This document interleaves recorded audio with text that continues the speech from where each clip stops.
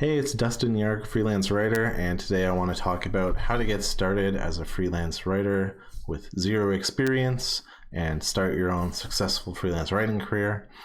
So you don't have to be a great writer, I guess is the first thing that I would say for becoming a freelance writer. As long as your spelling and grammar isn't terrible, there's like Grammarly and other programs that you can use to kind of counteract that. So you don't have to be like the top person in your English class or whatever to be able to start as a freelance writer. If you find writing enjoyable and you like doing it, then try it out and see if it's for you, I guess. So the first thing that you want to do to get started, I've talked about in the past writing for content mills like Textbroker or Upwork. You could try doing that just to kind of get a taste of freelance writing. But once you're sure that it's the career that you want to pursue, basically you want to set up your own website and get a portfolio going. So I would spend maybe $150 for the year to get it good. They'll get you all your hosting that you need. You can buy a custom domain with like yourname.com or whatever it is. That'll get you set up. So basically to set up a website, you go to a website like Bluehost or HostGator.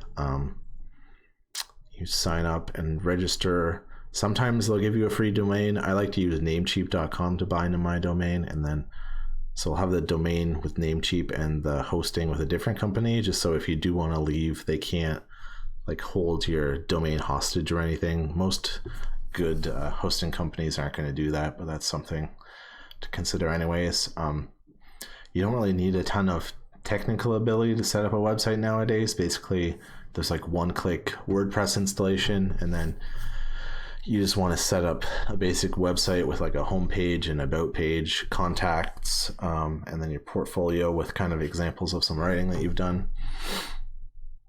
When you're getting started, I'd recommend picking a specific niche and doing that type of writing. Well, I don't necessarily recommend that, but a lot of people do recommend that. I personally, I'm more of like a generalist, so I'll write about whatever.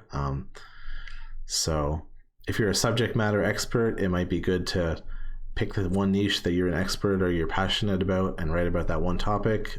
If you don't have something like that, maybe you just want to be general and write about whatever you can find. I haven't found like a limited success rate just being general, so do that. I do kind of say on my website that I'm like a business/technology writer. I feel like that kind of covers like 50% of the writing that's out there. So that's one way to go about it, I guess, is just kind of give very broad 2 or 3 categories that you write in that cover most things like that. That's a good way to do it, I guess.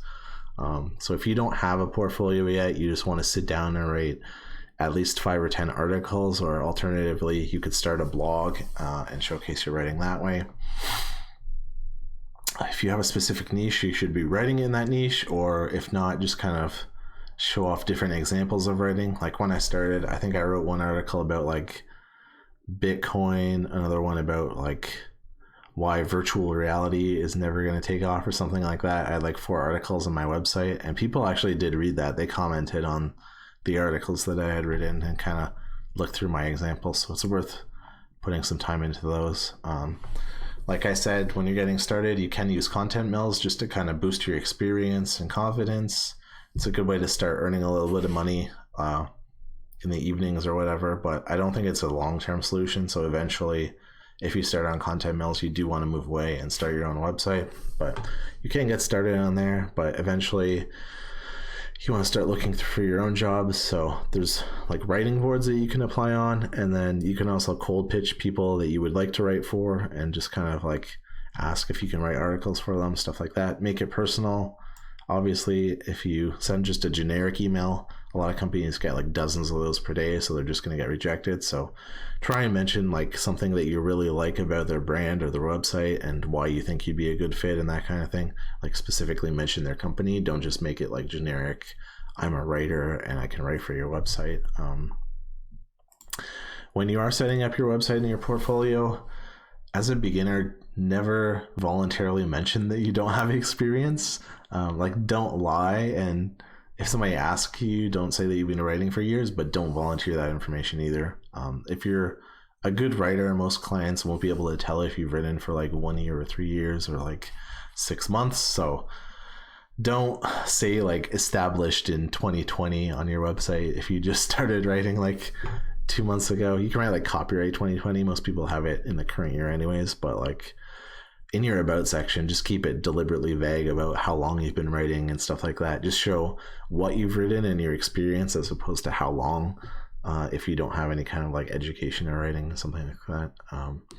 You want to start to set up your social media as a writer, especially LinkedIn. You don't need like a Twitter and an Instagram and a Pinterest and a Facebook profile and a group. I would pick just one or two and then really focus on them. LinkedIn is the main one, I guess, because it's like the professional platform. You probably would connect best with that. You want to set goals for yourself when you're starting off as a writer. So whether that's how much money you want to earn, how many clients you want to have, how much you want to write each day in terms of words, whether you have the work or not. That's what I like to set, is kind of like set yourself a writing goal that you can do whether you have the clients or not. So then if you don't have a client, then you just write for your own blog, and that keeps you kind of in the rhythm of things. You're always writing 5,000 words a day, whether you've got the work that's paid or not. And then another thing is just to have the right mindset when you go into it. You have to think of it like running your own business, I guess, as opposed to being an employee. So you've got to work out like the motivation, the scheduling, everything about like being an entrepreneur, basically. And you want to track how much you write and what you earn. There's a saying, what gets measured gets managed. So keep track of what you're writing. Last year I started off, I had this goal that I was going to write 1 million words for the year. So I wrote every single day how many words I've written, and then I kept track of that. And then I said like per the month. So that worked pretty good. In January 2019, I wrote like 150,000 words in January. So that was pretty sweet. Some days I was writing like 8,000 words.